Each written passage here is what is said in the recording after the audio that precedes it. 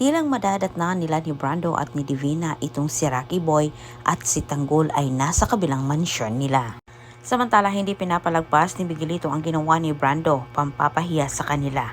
Ililigpit na niya itong si Brando bago pa umano may mailabas itong bagong ebidensya laban sa kanila.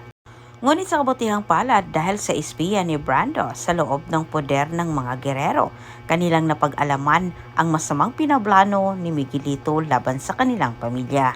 Kahit bago pa man lusubin nila Jason ang mansyon ng mga Mondragon, wala na silang maabutan pang Brando at Divina. Samantala sa kabilang banda, nalaman ni Tanggol na itong si Bernard Rocky Boy ay iisa at anak ito ni Divina.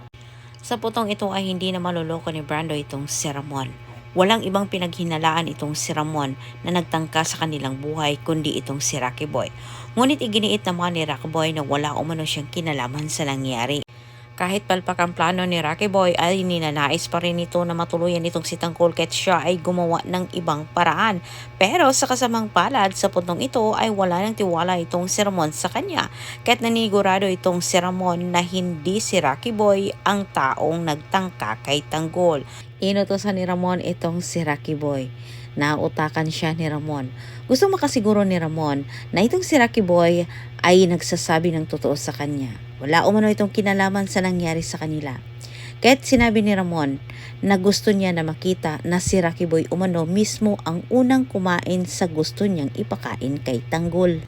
Sa pagtanggi ni Rocky Boy dito kay Ramon, dito pa lang ay napatunayan na ni Ramon na si Rocky Boy ang nasa likod ng maskara. Antabayanan pa niyo ang susunod kong update. Daghang salamat sa inyong pagtanaw. Ayaw kalimti pag-subscribe diri.